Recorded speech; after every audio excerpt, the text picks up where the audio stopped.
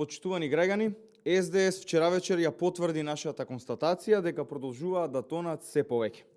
Наместо нов и свеж кадар, Филипче ги врати старите лица на Зоран Заев. На следните избори 100.000 гласови им се плафон. Представија нова сила, а всушност тоа се стари лица на Зоран Заев, кои заедно со Филипче го доприватизираа и раскрчмија СДС.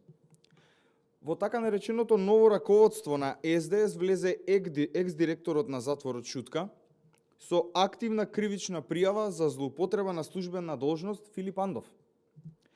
Исто така влезе и Јон Фрчковски, кој беше фатен како се дрогира на своето работно место и призна за тоа, и наместо казна тој доби унапредување во СДС. Новите сили, а стари кадри напишани од Зоран Заев, а изгласени од Венко Филипче се Рената Младеновска, поранешна директорка на Државниот санитарен и здравствен инспекторат и досегашен член на извршниот одбор на СДС, односно стар кадар.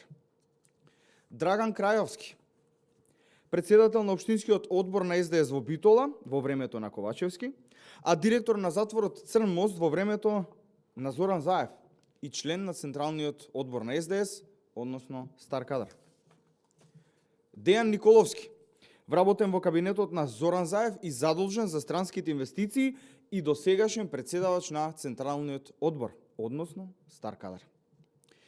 Андреј Жерновски, прелетач за функција од ЛДП во СДС на Зоран Заев, неуспешен и скандалозен дипломат, неуспешен градоначалник, неуспешен градежник, а јавноста не го памети по ништо добро, туку само по ширење на паника дека ќе се урне стадионот кој ден денес се уште го имаме во Скопје, исто така стар кадар. Агрон Демири, екс-советник во секторот за Европска Унија и меѓународна соработка, потоа правник и е дел од одделението за правни услуги во АДСМ, коносител во изборната единица 6 на парламентарните, кога СДС го претрпе најголемиот пораз во историјата и впрочем Агрон Демири не успее да влезе како втор на листата како пратеник, исто така стар кадар. Љупчо Фармаковски, фосил уште од времето на Хари Костов во владата и во МВР како државен советник, па и до ден денес му е главен координатор за човечки ресурси во Комерцијална банка. Во 2008 година тој беше председател на Националната комисија за интегрирано гранично управување. И до сега, впрочем, беше организацијски секретар на СДС, исто така стар кадар. Јованка Тренчевска, поранешна министерка во владите на Заев за труд и социјална политика, кочеше 16 согласности за воспитувачки и негувателки, како и 10 согласности за помошно-технички персонал во градинките, во општина Бутел, кога градоначалникот беше од ВМРО ДПМН, а исто така обструираше и одземаше ингеренции и во Куманово. Го врати на работа директорот на меѓуопштински центар за социјална работа во Радовиш, Александар Филев од СДС, откако беше разрешен затоа што беше фатен во трговија со дрога.